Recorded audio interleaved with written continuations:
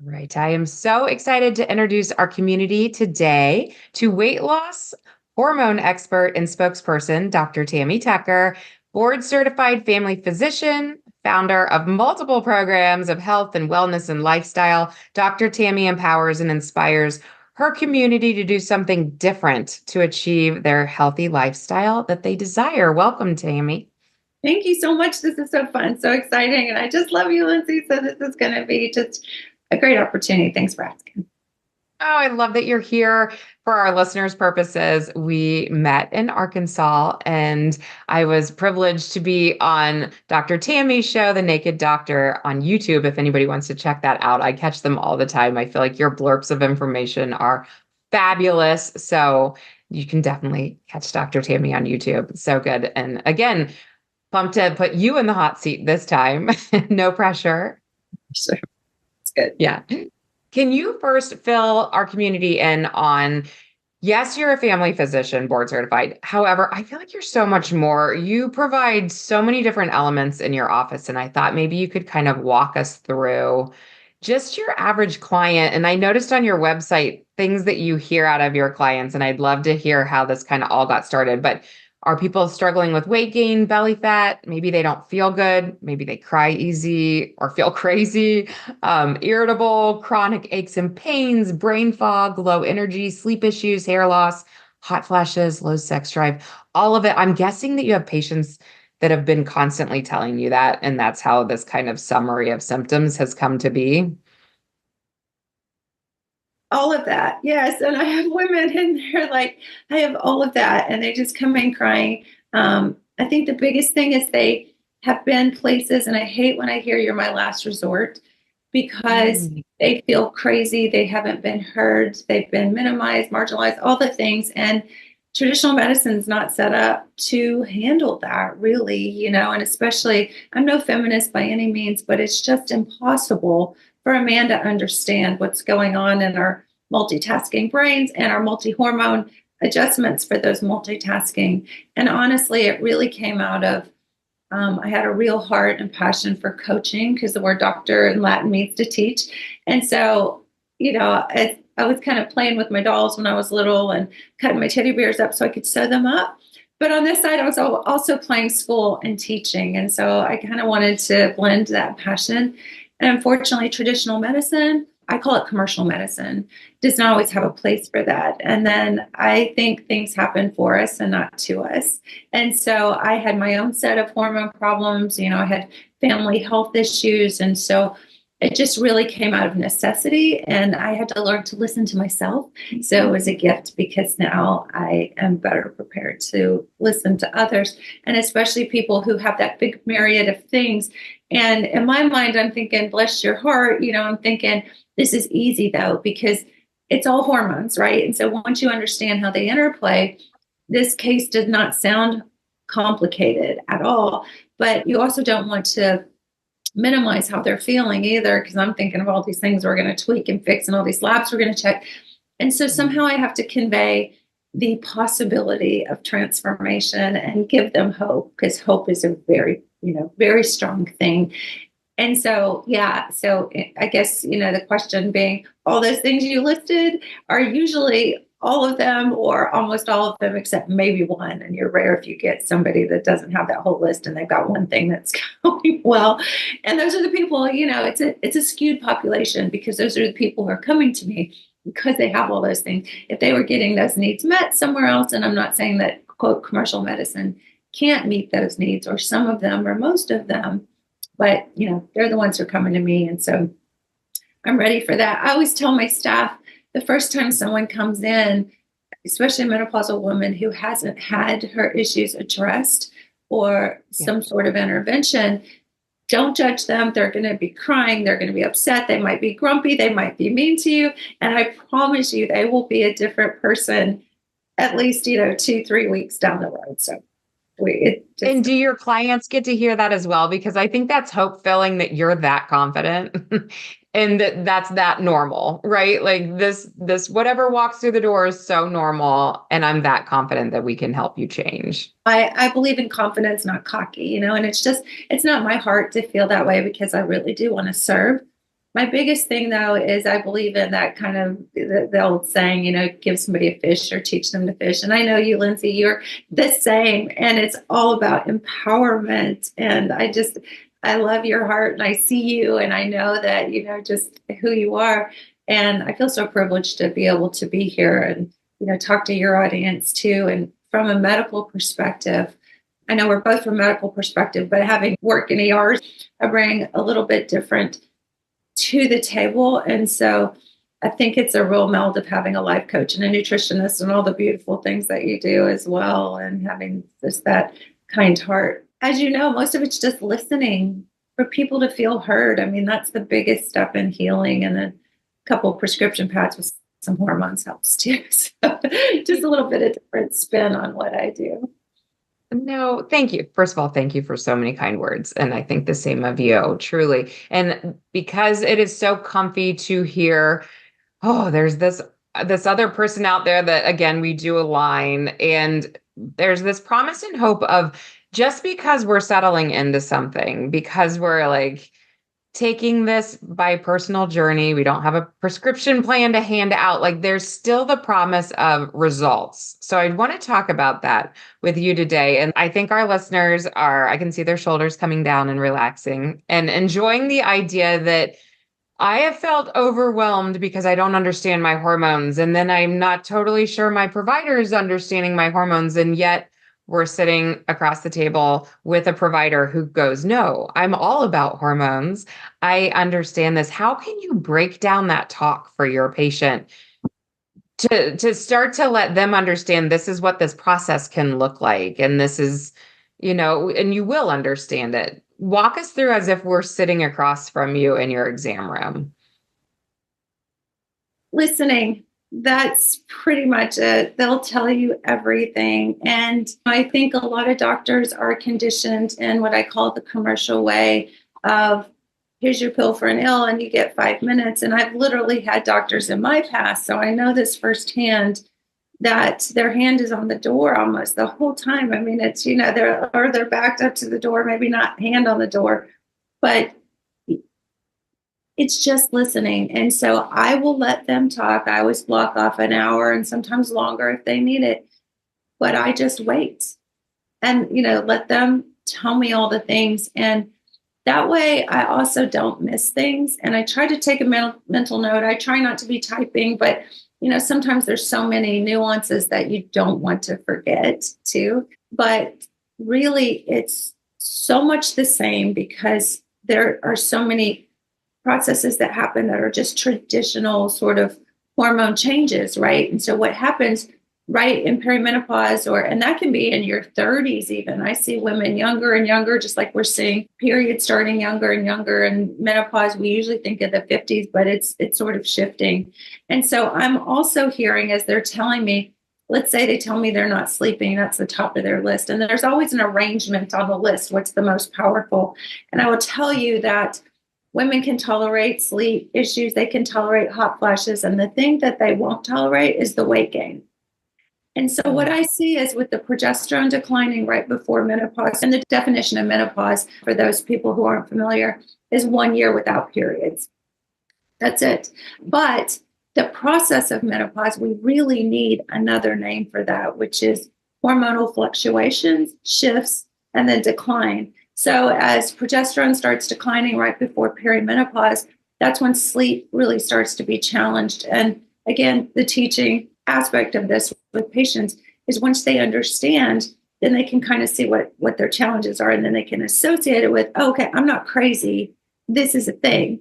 And so as their progesterone starts to decline, they stop sleeping. And so the word progesterone means progestation, gestation being the word for pregnancy. Anyone who's ever been pregnant knows in their second trimester, the fatigue, you're so tired. And so progesterone being the main sleep hormone, we know our progesterone levels are very, very high during pregnancy, which is another reason that a lot of people get postpartum depression and issues. And you're already not sleeping because you just had a baby, but now your progesterone levels crash after that birth. And it's just really interesting. I had a friend who's a pharmacist, and she just recently had a baby, and she's a compounding pharmacist. So we can get into that if you want to, what that means. But here she is, she's immersed in this world, and she starts having high blood pressure issues and some postpartum depression. And in fact, they wouldn't even let her go home because her blood pressure was so high. And I said, honey, I said, you have low progesterone. Your progesterone is crashed. And sometimes you're so close to the problem that forest for the trees. And I said, let them know that you've got to get some progesterone in your system fast because you just dipped so fast. One of the things I see with declining progesterone is that's one of the first things I do for what we call perimenopause, which is that period right before menopause. And I'll get them on some progesterone before I even start talking about the whole cocktail of what you need when things decline. And so the next thing that happens is that estrogen starts to decline. And then I won't even put hot flashes at the top of the list because there is a narrative about menopause equals hot flashes, equals therapy, equals breast cancer. And then everybody gets shut down. And there's a reason for that. And I get very passionate and honestly angry when I go down that rabbit hole because I'm like, there's so much more to this story. And you're cheating women out of a lifetime of opportunity of feeling good. And this is the time in our lives when our kids are grown. We can spend more time with our significant other. We can travel and all those things. And yet the divorce rate I'm 54, so I'm calling myself in this group, but yet the divorce rate is so high and families just fall apart. And it's like they feel bad. And unless they get some help, just recreate these cycles of bad relationships or whatever that looks like. And the quality of life is so low. And then there's also if you were to graph that out, what happens is the reason you stop having periods at menopause is because you've run out of eggs. So our ovaries have all the eggs we're ever going to have.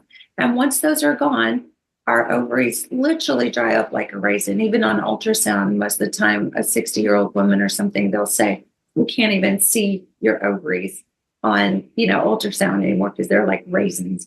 And so that hormone decline flatlines. And you might have some estrogen or progesterone or testosterone, but this is a lifelong thing. So this is not this narrative that if you have extreme hot flash, remember hot flashes equals menopause equals hormones equals cancer. If you continue to just flatline with your hormones, then that's a process that doesn't stop. And people ask me all the time, how long are you going to be on hormones? Or how long do I have to be on hormones? And, I always say 50 is the new 30, as long as you want to feel 30. If you're 70 and you want to feel 40, that's how long you have to do that because we can't get that ovarian function back. Once they're gone, they're not coming back. But that's a beautiful thing too, because now if we can balance our hormones, we have so much more control over when we're having periods and babies because the fluctuations of hormones are crazy how much they can fluctuate minute to minute, hour to hour. And I've seen it. I had a lady one time, we were doing saliva testing back then, and we had sent her home with 2 kids. And she didn't know, so she just thought she was supposed to do the one. We do like cortisol, so you can do serial cortisols. Well, she did the whole panel. And this was like 4 hours later. And it wasn't just cortisol, it was the whole panel. Her estrogen levels literally went from like a teenage girl to a 10-year postmenopausal female within just a few hours. So that's why I say it's so much harder to regulate hormones when someone is cycling than after menopause. It's a piece of cake. So a while ago when we said all these symptoms, I'm like, oh, I got this because you're easy compared to, somebody before that, dip off the cliff. Yes. Okay. I'm going to summarize for a second for our listeners because I don't even know if everybody would have understood where you're saying, like, there's this scare, and I know this is your soapbox, and maybe we should go into it for a moment, of when hormones are mentioned, that people go, oh, no, those cause cancer. If I go on any hormones, like I'm elevating my risk. And if we don't live in this land at all, that might have gone right over our head. So feel free to dive into your soapbox for a moment, because I think this will like really make somebody go research a little bit more after hearing you. I would recommend anybody who has any fear. Of course, I've got a book too on Amazon, a little plug there, but there's a great book by our founding father for natural hormone therapy. And I can get into that too, what that means, but it's a whole new way of individualizing therapy of hormones because it's not just one hormone. And, we kind of mentioned like we might talk a little bit about thyroid today too, but all of these hormones are interacting together. So when you say hormone, it's very interesting because in the quote commercial world, and not to dog that too much, don't get me wrong. If I break my leg, I want pain meds. If I have an infection, I want antibiotics, and I can get the script pad out for that, just like any other doctor. But when we talk about hormones, there are so many, and it's all about the balance. And so there's a book by Dr. John Lee, and it's called What Your Doctor May Not Tell You About, and then fill in the blank. So he's got one about menopause, perimenopause, breast cancer. So, I mean, it's just like, and he's passed away, but just so much knowledge there. So just remember what your doctor won't tell you, right? I, as a doctor, will tell you that, but a lot of them don't even know to say this because commercialized medicine is so about a pill for an ill. And that's beautiful. There are so many research studies that sort of led us to be scared of estrogen. And that's wonderful for big pharma because if you're not sleeping, there's a sleeping pill. If you're anxious, there's Prozac, Xanax, or there's so many different options versus you can just take one cocktail of blended hormones that's based on your blood work and, who you are and your symptoms. So a lot to unpack there. But what I would say is that when you hear the word hormone, I would just implore you to hear metabolic messengers. Just replace that word. And one of the biggest things about estrogen, if we're going to go there, is that there are different kinds of estrogens. So we call it E1, E2, and E3. One of those estrogens is protective and will actually bind up the problematic ones. It's kind of like, if you were in a police force and you had these renegade guys who meant well, but they were, going to get the shields and just kind of go at it. They're aggressive, or your Navy SEALs kind of guys in there. And then you have the ones who are the seasoned police who are just sitting back. They're the negotiators. They're the one that are, so we have these different kinds of estrogens. And so one of them is very growth promoting, which is fine if you're a 9-year-old girl trying to grow breasts. You want that. If you're a menopausal female, growing new tissue could be tumor or even, I don't like to say the C word, but, the C word, right? So we don't want that. So there's different kinds of estrogen. So that's the first thing. Whenever somebody says hormones, think metabolic messengers. And when somebody says estrogen, ask which one. So that could be a big piece, if you don't take away anything else from this, but that. And also, I guess I would take away that life's too short to feel bad. So if there are solutions, and I can promise you there are, I see it every day, all day long. That's really important too. But if we get into a little nerdy science about estrogen and progesterone, we have to back up just a little bit and talk about where the fear came from. Is that okay? Please, yes. So the fear is based mainly on a study that was done in 2002.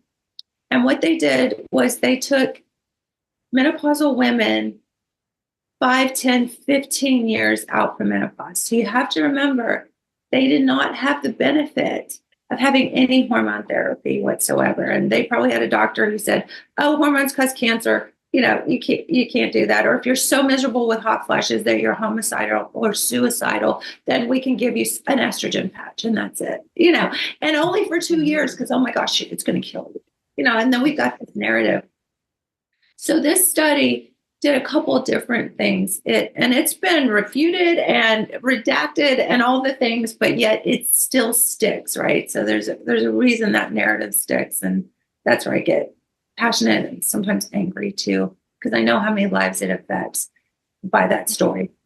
But anyway, so that study, they took women out and then they put them on a synthetic version of the estrogen that is very growth inducing. We call it proliferative. So we talk about E1, E2, and E3. That estrogen is the one that we'll just kind of go common sense here, and I'll just kind of back up and say a little story here.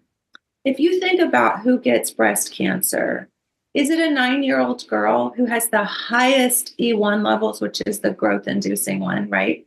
Or is it the menopausal female who has almost none, right? It's the menopausal female. We go from 1 in like 2 million chance to 1 in 8. That's the current stats on breast cancer in a woman over the age of 55 or 60, late menopause. So that's significant. So you have to just hear in there, wait a minute, that doesn't make sense.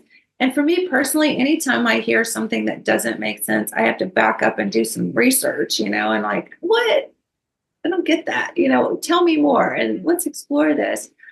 So also in this study, they took synthetic E1 and only estrogen. So we called it unopposed estrogen because we didn't do progesterone, we didn't do testosterone, we didn't look at their thyroid, we didn't look at their insulin. We just threw some synthetic hormones at them. Now, the beauty of synthetic for big pharma is because they can make more money off of it. They can patent it and it becomes one of their pills for an ill, right? And yes, absolutely. If that's all your doctor's doing and you don't feel heard and they're just going to throw some Premarin or something like that at you, definitely know that that could cause some significant issues, including the C word.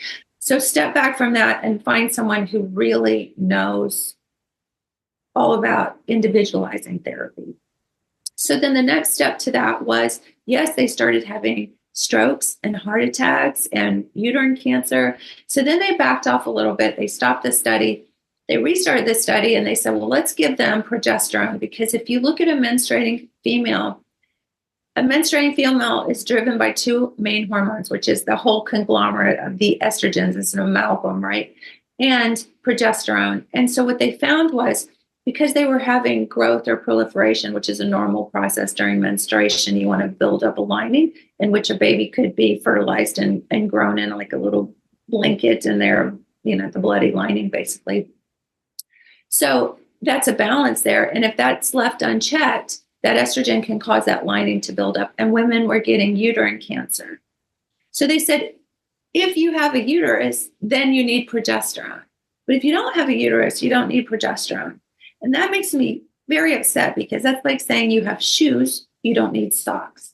They have a very distinct function and they have a protective function when they operate together. And so the takeaway to that would be, find someone who will listen to you, find someone who understands the complexities and also understands the risk if you don't have some sort of therapy offered to you, and you have to do it quickly. Time is of the essence, because you get 5, 10, or 15 years down the road into menopause, you've lost all the protective benefits. And now you run the risk of, you've got an underlying potential heart, dementia, brain, bone density issue. And it's really hard to walk that back. So now we have, someone who maybe might just throw you on an estrogen patch. Now you've got all these underlying things that have developed because you've not had the benefit. And it's a recipe for disaster on so many levels. So did I kind of go too far? Or what kind of? No, it was perfect. And I love how you keep summarizing. Thank you. Keep doing that as we go. The takeaways, I think you keep calling them, because I always say that within the show is, if you take nothing else away, because I know this is a lot. And my constant hope for our listeners is they would listen, absorb, and come back and take notes type of thing. Like when I'm really into something, I listen to it 3 or 4 times and take notes, because then it starts to sink in. But you hear this all the time, that people are nervous about hormones and cancer. So that's the addressing. And then I've heard what you just described. And I love that you were able to tell that to our community, that it's actually preventative to be on the right type of formula, the mix of hormones. And then the next piece of that is, who's taking care of us? Like you said, it's scary to think, okay, there is kind of this right way to do this. And how do I know if I'm in the right office, or how do I know if I'm being taken care of? I want to send everyone to you, is what my initial reaction is. Like, how do we link everybody up with Dr. Tammy? But for those in our own areas, what's kind of the like watch out or the look for when we want to go talk hormones with somebody?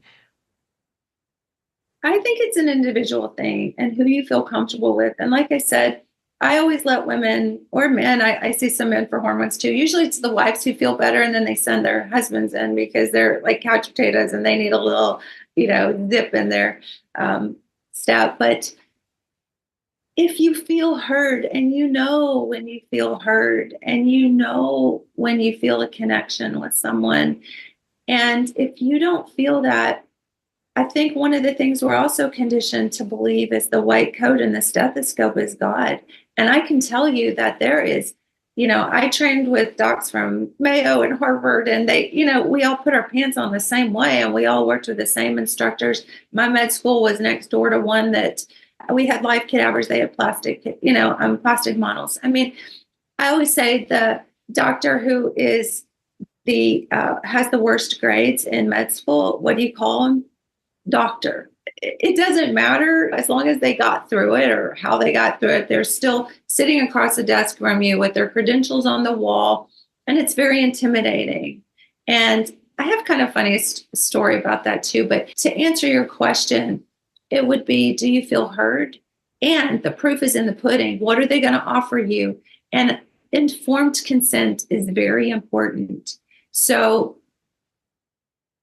that's everything. And it is perfectly okay if you don't feel a connection, a personal connection, if you don't feel heard, if they haven't given you, if you've got a 15-minute consult, call the office before you go in, do your homework. I mean, you wouldn't go to a GI or a abdominal doctor for a brain tumor. You just wouldn't. So why would you go to a family medicine clinic or urgent care for something as personal as all these things that you're having? Of course, this is what I do all day long. So that's what you want, is someone who does that all day long. You don't, it's funny because my nurses, if they have a hard time getting blood out of somebody with a blood draw, they always want to well, go get the doctor. I'm the last person. And, I know the anatomy inside and out, but I don't do it all day, every day. So I would say, do your research before you go. What I like is to word of mouth, ask around, who are you going to? Who's helped you the most? And it's a very private thing. And because hormones are so associated with, we start to be gaslit by the commercial community, that we don't want to sound crazy. And so we don't often talk about it. We're conditioned as young girls, that if you're having problems with your periods, you just suck it up. And, other than going on birth control, there's nothing you can do about it. So I think that's the first thing, all the issues that women have, right? Like I said, it's just like the whole bag of cats, I mean, they're pretty much interchangeable. But you have to feel like you have itemized your concerns, because you have to have also a roadmap of those concerns. And so that's what I do when I see the women back, is where are we at on your list? Because when you have an individualized cocktail, I can shift things so that you get the maximum thing you want. And that's one of the issues with commercial medicine, is that it's one size fits all. And you are unique. Listeners are unique. Everyone's unique. And so you really want somebody who can do that. And again, I'm not a feminist by any means. I think men are wonderful, love them. They have so much value to offer us, but they just don't understand. They've never had a baby. They've never had a menstrual cycle. They have their own issues to deal with. Don't get me wrong. But I really think in this space that you want someone who, like a cardiologist for a heart issue, understands heart issues, deals with that on a daily basis, and can really not only listen to you, but help you have a roadmap for matching those concerns to solutions. It's so interesting. Yes, thank you. Great answer. And can we come back to the individualized cocktail for a minute? Because when you say that in hormone land, that means that you're able to dose your client with, is it all of it progesterone, estrogen, testosterone, and just per their individual needs, versus like a lump sum of just take this? Absolutely. And one of the things that comes in with that is the collaborative process. And so you really do have to take the time to educate the person that you're talking to, that, and also that there's an interaction that they can come back and tell you frequently what's being adjusted and what's changing. So there are what we call bioidentical hormones that you can get. And estrogen, estrogen from the pharmacy at Walgreens. You can get estradiol tablets or patches, and they're in 1 milligram, 2 milligram, standardized dosing. That's what makes it easy for big chain pharmacies to just, if you've ever seen the back of a pharmacy where they're just doling out pills, that makes it really easy. And it's easy for a doctor who just does family medicine, who's trying to treat hot flashes. But when we talk about compounding, what we're doing is we have a pharmacy that can mix the components separately. So now there are synthetic hormones at commercial pharmacies, but they're also bioidentical. So when we move into compounding, now I can check blood work and I can match a cocktail. So I can put E2 and E3, the protective and the strong estrogen, but not the growth inducing, potentially problematic estrogen. I can put progesterone. I can put testosterone. A lot of women think they just have to suck it up after menopause. Testosterone, bam, you got a sex drive back. And I just don't think men understand that, because they have a sex drive unless they're on testosterone, need testosterone therapy, and they're not on it, but they can't relate to that, right? And so we just have this message that there's nothing that can be done about that. And I can tell you the couple's relationship away. And like I said, there's a huge population of divorce that happens during menopause because men need that. I mean, that's just the truth. That's part of their ego wrapped into that. They have such high testosterone levels that they're thinking about it. I've seen some studies that say they're thinking about it like every 3 to 5 minutes. I cannot imagine walking around with another brain thinking for me. It's just the truth, and it's my truth. But this is what I've come to see, is that if a woman doesn't take care of even just the nurturing needs, it doesn't have to be in the bedroom, but, to make sure that they're, they feel attractive and they feel flirted with and that kind of thing. I think we're really doing women a disservice there. And when a woman becomes totally disinterested, and I'll have women tell me, they have no libido, they have no interest, what's a man going to do with that? Especially when that's where they're trying to get their needs met. So I kind of went down on a little trail with that, but my soapbox, testosterone. It's your conversations that are happening in your office too. Like, this is real. I love open conversations because it gives the listener an ability to be like, that's me. That's my relationship. That's what I'm either fighting for or working to protect against, and I think it's interesting. So even age groups, because I'm in the 40s, and for women, I wanted to come back to this, who aren't necessarily feeling a ton of the symptoms. Like, they wouldn't go down your list and say the low sex drive yet, or say the irritability, or say any of that. But would this still be the time of life to be checking hormones, as I think what I'm hearing from you? It's kind of like let's get a baseline and see where things are, and if we need to be tweaking or adjusting for the protective measure of what's to come. Like, are most of us missing that window of opportunity? Yes. Okay. So the interesting thing is that all of the hormones talk to each other. It's a big symphony. So we've also got thyroid, which regulates our metabolism, which, as you know, I think we talked about this actually before, is that calories are a unit of energy, a unit of heat, not a unit of mass. And so when your metabolism doesn't have the heat to power the metabolic processes, now we either, our basal temperatures in the morning will be cold. So when we start moving in that perimenopause phase, our progesterone's going down, we're not sleeping, and our thyroid starts competing with our estrogen levels, because there's a whole shift in the feedback that happens with the brain. So at a minimal, someone in their 40s should have baseline thyroid testing done, because that's going to shift very, very quickly. And what I find is that as we kind of shift more into that menopausal or that ovarian decline, a lot of women won't have hot flashes because you're cold, because your thyroid's low, because you don't have that heat to fire your metabolism. It's like a furnace. And so they'll say, I don't have hot flashes, which is one of the reasons I get really frustrated when doctors will only treat you with any kind of hormone therapy because you don't have hot flashes. Mm-hmm. But it's like, but your thyroid is out. So, where's your temperature regulation really at right now? So yes, absolutely, baseline, super important.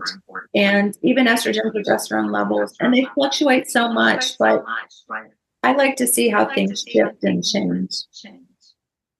Yeah, I can only imagine that as much information as you could have from previous lab work would only be helpful moving forward. Yeah. I had a dietitian come on the other week and talk about cortisol steal. Can we talk cortisol levels and like how that living in that stage of flight or fight can like really be affecting us in this menopausal state as well? Absolutely. Cortisol is very interesting because it is also a major player in the metabolism. And when we talk about hormones, remember I said I really want to change the narrative to a chemical messenger because that's all they Mhm. are. And so if your messages aren't being sent back and forth, then other hormones are going to start picking up where the other ones left off, if you will. And I was just having a conversation with a patient this morning. She said that her son was born with some genetic abnormalities and nonverbal. He's 30 years old and still to this day just struggling for his life, basically. So it's been a lifetime. But she said when he was first born and she got the diagnosis, it was tremendous stress. She had to sell her practice. She was an ophthalmologist. She had to sell her practice and focus solely on just surviving with this baby. And she went through menopause and her hormones were never the same and she started gaining weight. And I see this after menopause. Women will gain anywhere from 5 to 15 pounds a year. And like I was alluding to earlier, women can deal with hot flushes, they can deal with mood changes, libido, all both the weight gain is what usually brings them into my office because I call it fluffy. They don't like the fluffy. And it's a progression, like 5 to 15 pounds a year. You can do the math after like 5 years post menopause. It's really hard to roll that back. But yeah, so when your adrenals, which are the little glands that sit on top of your kidneys, for the viewers who aren't familiar with the adrenals, they make adrenaline. So, like if a bear is chasing you, you feel that, fight or flight kind of thing. You feel it everywhere in your body. I usually feel it in my legs. Like if I'm driving and a car comes up too fast, it's literally like a flush. Like I can't even feel my foot on the gas pedal kind of thing. I'm like, what the heck, And then it like moves up here. So you can only imagine being in that state constantly. And so what your body does in a state of constant stress is it just downregulates all that. So now you have a hyper exaggerated adrenaline response till you don't. And now you can't even spike an adrenaline response even if you wanted to. And now you're depressed and you got all these flat lines. But the cortisol is big too, because I always say cortisol is, if you've ever gotten a cortisol shot or taken prednisone for a cold or inflammation, what that's doing is it's kind of restoring some of your body's ability to put that cortisol out in space. So cortisol is not bad, but if it's unchecked or it's someone else is stealing the show or it's stealing the show from another hormone, it's all about balance, which is why my book, another little plug, Balancing Act, that's what it is, because we have to look at the cortisol. We have to look at the insulin, the thyroid. Insulin's your sugar storage hormone, which is also regulated by all that, because if you go into fight or flight mode, your insulin has to kick back. Then we store too much, right? Which is like our ancestors were never meant to have all the food supply that we have now. So we have constant food supply. So our insulin doesn't even hardly work anymore. It has to work overtime all the time, and all the snacks and M&Ms and stuff we eat all day long. So if insulin and thyroid and cortisol are all dancing like this, who's going to win in any given moment? So yeah, so if you can Yes, bring and this is the piece where all the listeners' brains explode because they're like, oh my gosh, it's not just estrogen and progesterone and testosterone, it's cortisol, it's thyroid. Like, are you kidding me? And I'm just highlighting that again because if we have a Dr. Tammy on our side, you would just chunk away at all of this and be able to separate this all and pull it down on paper and talk about it. Does any part of the fact that they can steal from each other and how they metabolize each other and all of that, does that ever panic you, freak you out, or you always feel like, no, it's just a little puzzle that we have to work together until we find the right answer? It's just a little puzzle. And honestly, just to walk it back and make it really easy, your ovaries shut down, you got to have something. And, some people can do, nutritionally, and there's supplements and things like that. And I have menopausal supplements, and you can do things for stress. I like to do things, as you do too, as natural as possible. You can get estrogen, progesterone, and low dose over the counter and creams, and that kind of thing. So you have to do something. But first of all, you have to get out of your head about the narrative that all hormones are bad and all hormones are estrogen. And I think thyroid is huge, and you don't have to get your cortisol and your insulin levels and all that stuff checked. But I would ask for a full thyroid panel. So that's number one, not just a TSH, which is what they'll do, because then they'll want to stick you on some synthetic thyroid. I would start testing your thyroid around the perimenopausal phase, 35, 40. If you're extremely hormonally imbalanced, and you would know that by usually it's mood changes or weight gain, or hot flashes don't come until the ovaries literally dry up. But after you've stopped having periods, then that's the time to find someone who can just check those basic levels, your estradiol level, your progesterone, testosterone, and then just the cocktail is really, really easy. I mean, I'd love to tell you that I'm so smart and it's so complicated and you have to come to me because I know all of the things, but it's really not. I mean, I have this starting point. I call it the cocktail. It's a little bit of E2, E3, progesterone, sometimes pregnenolone, but not to get too complicated. Go to a compounding pharmacy, they'll mix it up. It's not working, we'll adjust it. We always joke around here that while other doctors are managing blood pressure medicines and, all the other, drugs, that we're microdosing estradiol and progesterone and stuff. So that's where the sweet spot comes in. But there are a lot of people who do what I do. And like I say, that just takes a little bit of research and getting outside the box a little bit. There's also a very interesting company called ZRT, like Zebra RT. And you can do saliva testing through them, and you don't have to have a doctor. You can just go online and do that. And they do an intake where they can check your symptoms and they can do the saliva test. So you literally just, the saliva you spit in a tube, which is gross. I know. And it's not that easy to do. You would think it'd be easy, but like spitting that much, it's a thing. I know I'm being kind of gross now, but I don't like so much. But that's a really easy way. And the pharmacist there can review and tell you the interpretation of where you're at too. Now you have your power. Now you can go to a doctor. Now you can have an informed discussion. And if they look at you like you've got two heads, or, they're not listening to these things, because you really, if it's a doctor that's more into commercial medicine than specializes in this, you have to do your homework before you go, because if you've only got 10 or 15 minutes with this person or less, you pretty much have to go in there and say, this is what I want. So your hope is that you have a doctor who's just open to hearing you and, this is what I want. And that's actually how it first started with me, because I'd had hormone problems my whole life and I couldn't take birth control. I mean, it was just, they made me sick. And so I had a patient who came to me and said, can you write for bioidentical hormones? And she just moved from California, where all the, progressive type things with bioidenticals and stuff were happening. And I was like, bioidentical what? But I was really open to it. And so I literally just wrote out on my little handwritten prescription exactly the bottle that she brought to me. And then, of course, I did my research, because I'm like not going to continue to do this if I don't know what this is, right? And so if you just go a little bit prepared, and you'll know very quickly. And you might have wasted a little money to have your first consult with this person, but what's that worth to you in the long run? So if they are like not open to it, or they don't understand it, I think it's really important to go somewhere else. Now, there are a lot of women who can get an estrogen patch and a little bit of progesterone capsule and take it at bedtime who do great.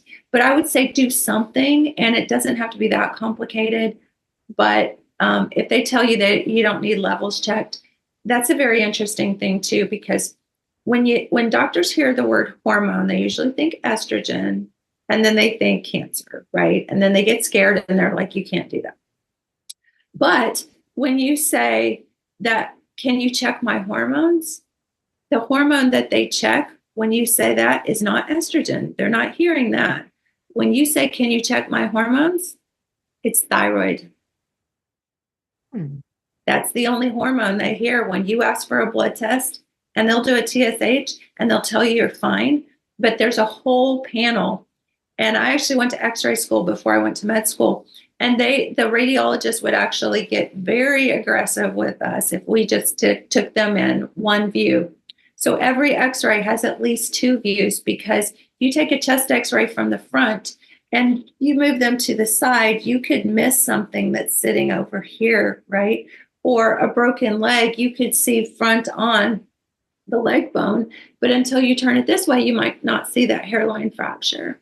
So if you're going to check a thyroid, make sure you ask them for a whole panel. And you can look that up online. There's not, but there are 5 tests to a full thyroid panel. So if they only give you one, say, I want more. And they may actually have to do a little research. But at this point, if they're having to do more research than they seem comfortable with, that's probably your key, that there's probably a better fit for what you're looking for. Right. Thank you. Yes. Oh my gosh. I feel like you're giving so many good little check off lists for everybody. And I know that my older listeners would kill me if I don't ask this. If they already feel like they're through menopause, they wish they would have had this conversation 20 years ago, but didn't. Is it still worth getting levels checked, or at this point, are you kind of through it already and missed that protective, like you said, phase? Okay, this is where I almost cry because yes, yes, yes, yes, yes. It's so important because the protective effect. When we hear menopause, the definition of menopause is no period for a year, but the process of postmenopause is to the grave. Hmm. And so, yes, if you have started to have this discussion or you've been led today, and I think everybody's led for a reason where they're at, and you're led today to hear this, and you're in your 50 or in your 60s or beyond. I mean, I have women that we have the discussion in their 70s, which is tricky because sometimes if they have a uterus, I'll start them having a period again. They don't like that. That only means that there are adjustments that need to be made. And one of the problems is they've lost the benefit that they could have had from the onset of the ending of their menses until this point. So they've had compromised bone density, compromised brain, compromised heart, skin wrinkling, incontinence, all the things, they're compromised there. So that is all the more reason to get frequent testing so that we can make sure that we are getting the right balance. And yes, their risk is a little bit higher, but that's why informed consent and somebody understanding this process is so important at that point, because you don't want someone just throwing estrogen pills at you, because that could be catastrophic. So unfortunately, I know that's not an easy answer to that, but absolutely. And like I said earlier, I have the hormones right now on checking and what I take personally of probably a 30-year-old and a young 30-year-old. And at 54, that's powerful. And the interesting thing is when you're younger and someone tells you to lose weight or you want to lose weight, we know the answer to that. Exercise more, eat less, right? But when cortisol and insulin and thyroid and all your metabolism's being compromised, and you don't have the interplay of your quote female ovarian hormones, that doesn't work anymore. And now we start to feel defeated. And we just, everybody knows the class reunion that they've gone to, and you're like, oh my gosh, what happened to you? And so, I just think it's so important to be empowered. And that's fine if that's the trajectory that you want to go. But I think that especially people who are listening here and are looking for these answers, I think those are the ones that really need to hear this. And, Lindsey, I know as your background in nutrition and health, the question is, can you do this naturally? And I think you can. I think most people can. But I will tell you, for me, there's not enough sweet potatoes and yams in the world to extract enough estrogen and progesterone to keep my crazy under wraps. So if you are willing to eat clean, and, when I tell people to watch their sugar, that just means that they eat one less donut.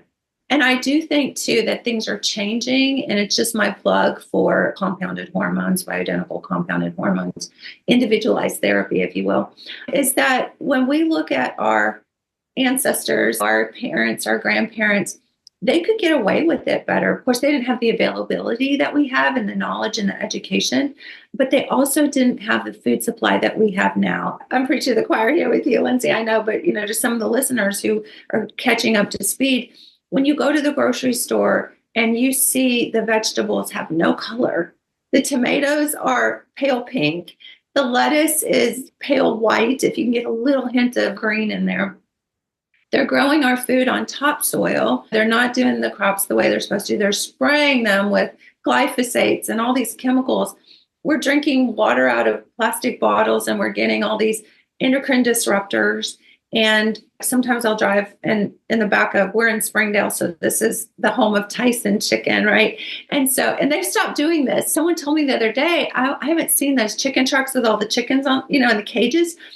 They start doing that at night now because they don't want people to see the conditions of those chickens. But when they used to do it in the daylight, they are all breast. And I know people who are chicken, who work in the industry, they can grow up a chicken breast with little legs and a beak within about 6 to 8 weeks.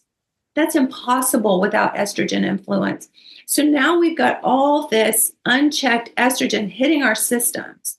And unless you have a way to balance that back out, which would mean you almost would have to eat out of your garden.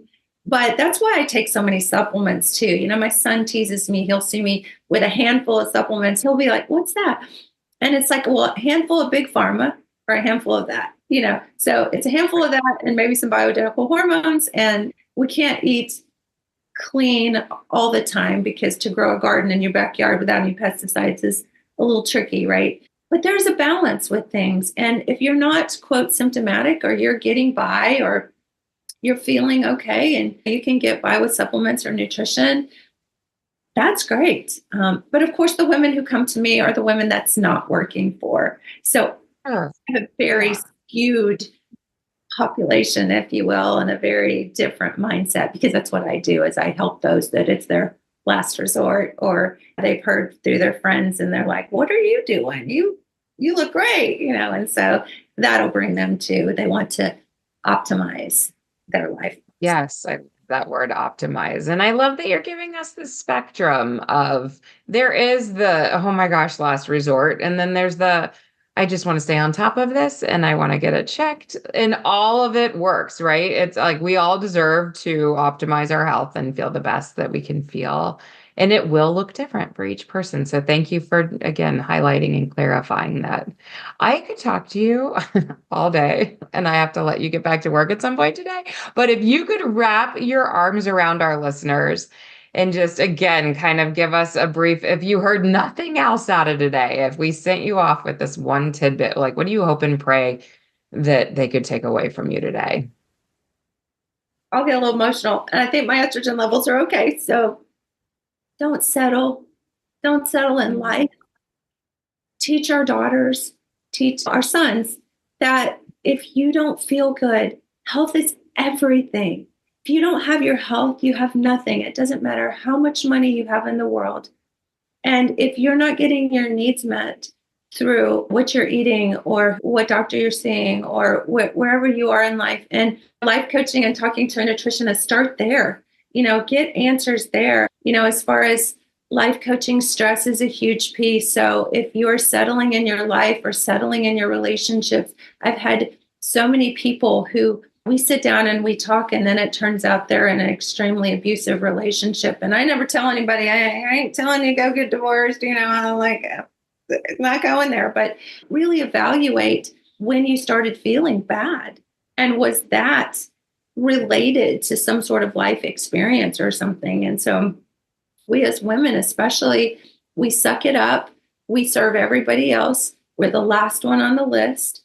And I think this phase in life, especially getting into more the menopause area, is our time to focus on ourselves because the kids have left the nest. So my passion is just don't settle. And if your doctor's not listening to you and you don't think that they really understand how to do informed consent and how to get your needs met, and it doesn't take that much research, go look up CRT, get, spit in a tube and just see where you're at. I mean, that's so easy.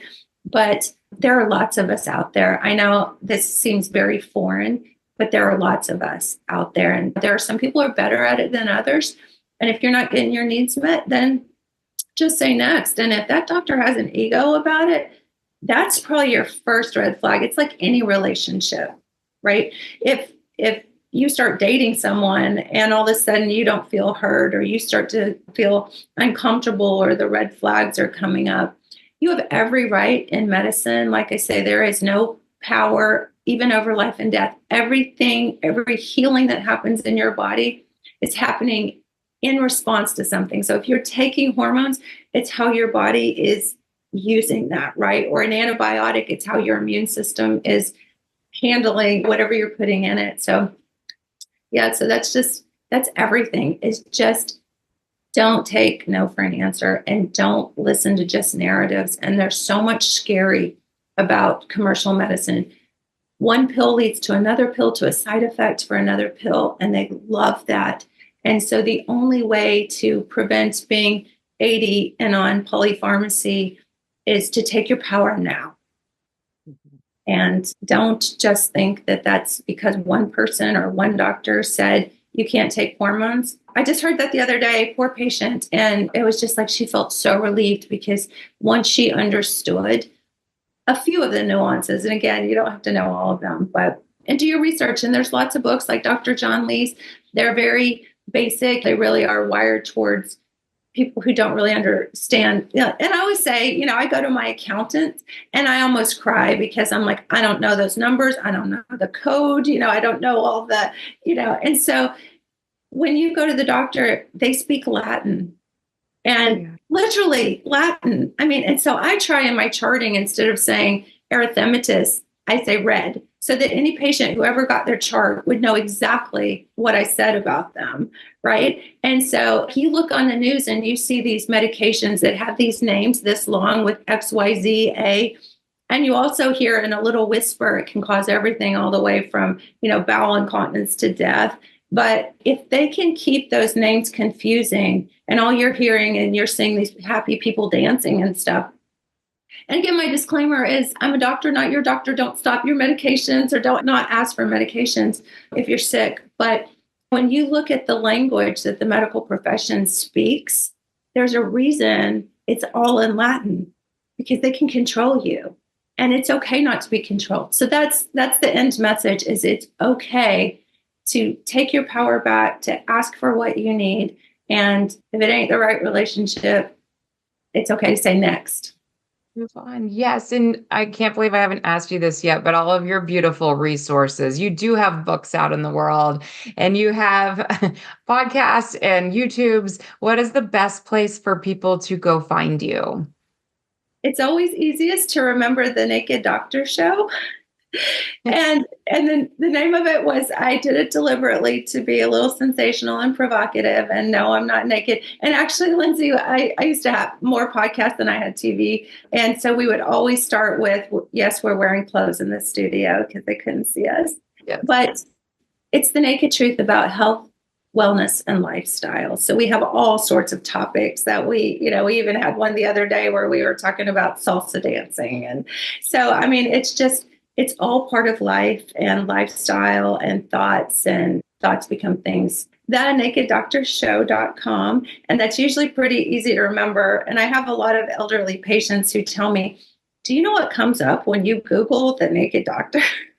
So make sure you put show on the end of it, and you'll still probably get a few things that you might not want to see. But yeah, and then Dr. Tammy Tucker is my YouTube channel, and all roads lead to Rome with Tammy Tucker, like Tanya Tucker. Okay, because that did all pop up easy, and I'll put everything in the show notes. But you mentioned this other book, and you said you have a similar book. What is your book that was hormone related, that was kind of that introduction to some of how we could be thinking about this? Balancing Act. Balancing Act. Okay, thank you. So we'll make sure. And that's on Amazon, or do you have a preferred place to send people? Okay. Oh, I so appreciate you. And I can't wait to hear how people took notes and came back with all of this, because it truly, you're just like a beautiful insight of information, wisdom, and we were so lucky to have you today. Thank you. Thank you. I feel so blessed too. And you're just amazing. And I love the message you're getting out. And I watch your show a lot, and you have the best guests. So I feel very honored to be one of them. Oh, thank you. When I'm back in Arkansas, I'll give you a big hug. All right. I love your listeners very much and mine too. And we're all just one big happy sisterhood and family. Oh, and I do have a Facebook group called Menopause Sister Solutions. So if you want to go in there, I interact there quite a bit and, share videos and stuff in there too. And it's just a community where people can even talk about where you buy sheets for hot flashes at night, that kind of thing. So hopefully they don't need that, but sometimes you do. So yeah.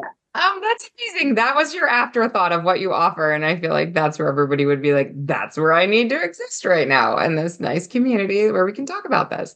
Very cool. Again, it'll be a clickable link in the show notes in case everyone does not have their pen and paper out. And again, Dr. Tammy, thank you. Thank you. Awesome. Thank you, honey.